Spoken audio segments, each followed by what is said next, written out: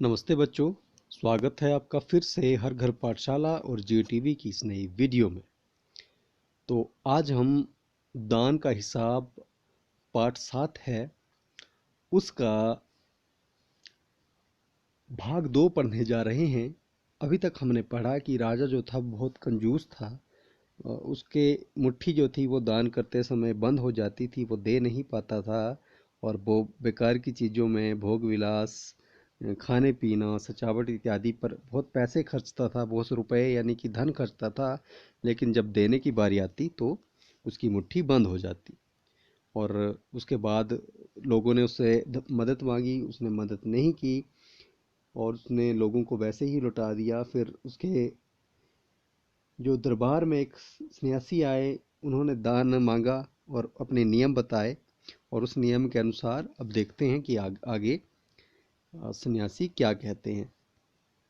तो सन्यासी ने हंसते हुए कहा, महाराज मैं लोभी नहीं हूँ, आज 1 रुपया दे दीजिए, फिर 20 दिन तक दुगने करके देते रहने का हुक्म दे दीजिए।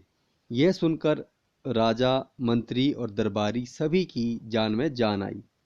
राजा ने हुक्म दिया कि सन्यासी के कहे अनुसार 20 दिन तक राजकोष से उन्हें भिक्षा दी जाती रहे। सन्यासी राजा की जय जयकार करते हुए घर लौट गए। राजा के आदेश के अनुसार राजभंडारी प्रतिदिन हिसाब करके सन्यासी को भिक्षा देने लगा। इस तरह 2 दिन बीते, 10 दिन बीते, 2 सप्ताह तक भिक्षा देने के बाद भंडारी ने हिसाब करके देखा तो दान में काफी धन निकला जा रहा है। यह देखकर उन्हें उलझन महसूस होने लगी।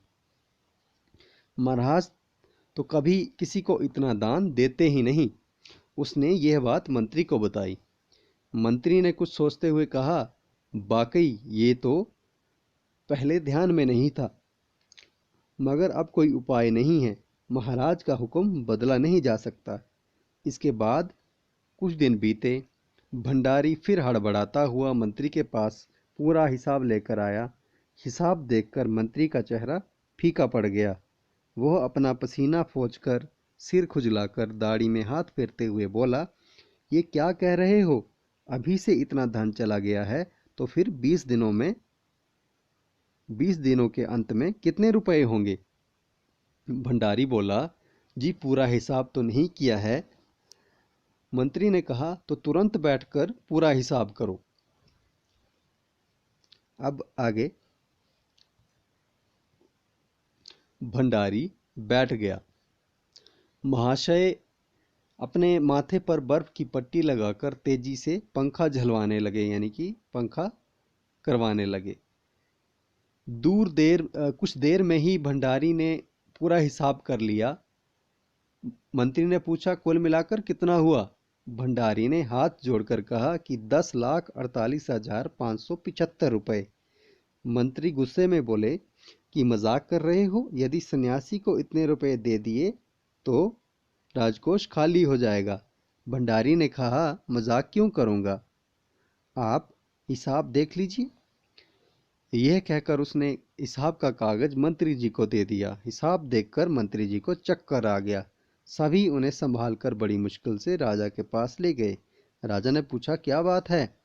मंत्री बोले, महाराज राजकोष खाली होने जा रहा है। राजा ने पूछा, कैसे? मंत्री बोले, महाराज सन्यासी जो थे वो अपनी भिक्षा लेने के लिए आ रहे थे और आपने सन्यासी को भिक्षा देने का हुक्म दिया है,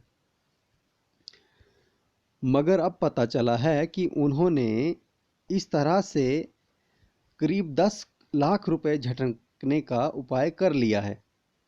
राजा ने गुस्से से कहा, मैंने इतने रुपए देने का आदेश तो नहीं किया था, फिर इतने रुपए क्यों दिए जा रहे हैं? भंडारी को बुलाओ। मंत्री ने कहा, जी सब कुछ आपके हुक्म के अनुसार ही हुआ है, आप खुद ही दान का हिसाब देख लीजिए। तो यहाँ पे ये दान का हिसाब देखा है कि पहले दिन 1 रुपया हुआ, दूसरे दिन 2 रुपये, तीसरे दिन 4, फिर 8, फिर 16, फिर 32, 64, 128, 256, 512, 1064, 2048, 4096, 8192, 16384, 32768, 65,536, 1,31,072, 2,62,144 और 5,42,288 रुपये को कुल मिलाकर 10,48,575 रुपये हुए। राजा ने जब इस हिसाब को देखा तो 2 बार फिर देखा। इसके बाद वो बेहोश हो गया। काफ़ी कोशिशों के बाद उनके होश में आ जाने पर सन्यासी को बुलाने दौड़े। सन्यासी के आते ही राजा उनके पैरों में गिर पड़ा। बोला, दुहाई है सन्यासी महाराज, मुझे इस तरह जान माल से मत मारिए। जैसे भी हो समझौता करके मुझे वचन से मुक्त कर दीजिए। तो जब दुगना दुगना करने का वचन देकर राजा खुद को संकट में पाता है, खुद को मुश्किल में पाता है, तो वो सन्यासी को बुलवाता है और फिर सन्यासी महाराज के पैरों में गिर पड़ता है और बोलता है कि सन्यासी महाराज, मुझे इस तरह जान माल से मत मारिए। इस तरह जान माल से मारने से मैं जो है वो डूब जाऊंगा, और जो भी समझौता होता है वो कर लीजिए और मुझे अपने वचन से मुक्त कर दीजिए। अब आगे क्या होता है देखिए।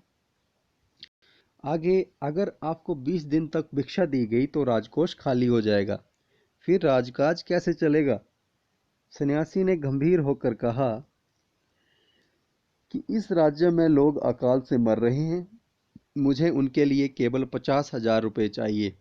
वो रुपए मिलते ही मैं समझूंगा मुझे मेरी पूरी भिक्षा मिल गई है। राजा ने कहा, परंतु उस दिन एक आदमी ने मुझसे कहा कि लोगों के लिए 10,000 ही बहुत होंगे। सन्यासी ने कहा, मगर आज मैं कहता हूं कि 50,000 से 1 पैसा कम ना लूंगा।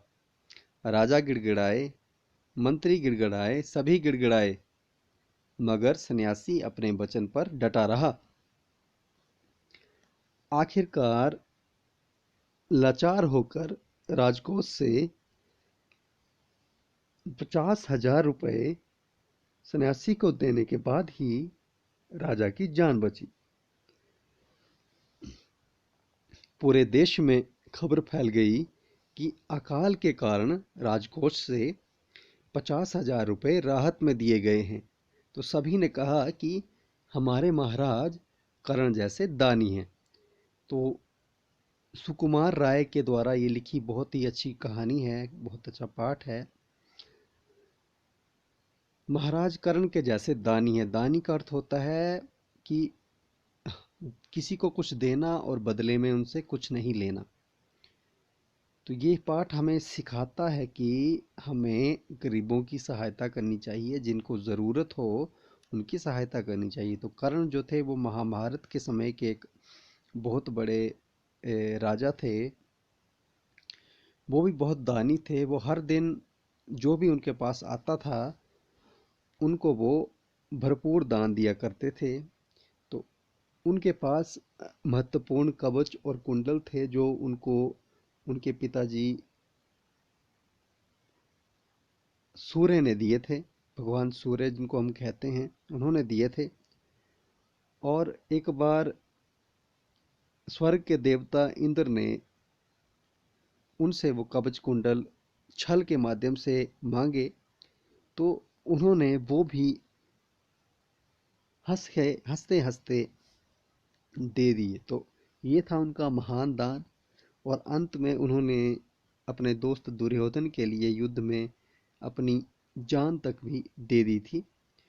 तो ये थे महाराज कर्ण। और इस पाठ में जिस राजा के बारे में हमने जाना, प्रारंभ में तो वो बहुत कंजूस था, लेकिन मंत्री और जो भंडारी था उसकी चालाकी ने उसको लुटने से बचा लिया। और किस तरह से सन्यासी महोदय ने अपनी चालाकी दिखाई और उन गरीबों के लिए धन एकत्रित किया जिनको राजा पहले 10,000 रुपये देकर भी खुश नहीं था। तो 10,000 से 50,000 देने का उसने वादा किया, तो उसके राज्य में उसकी जय जयकार लग गई। ये कहा गया कि जो महाराज है वो कर्ण जैसे दानी हैं। तो इस पाठ में इतना ही। ये पाठ यहीं पे समाप्त होता है। इस पाठ से जुड़े प्रश्न जरूर करें। मिलते हैं अगली बार, तब तक के लिए जय हिंद, जय भारत।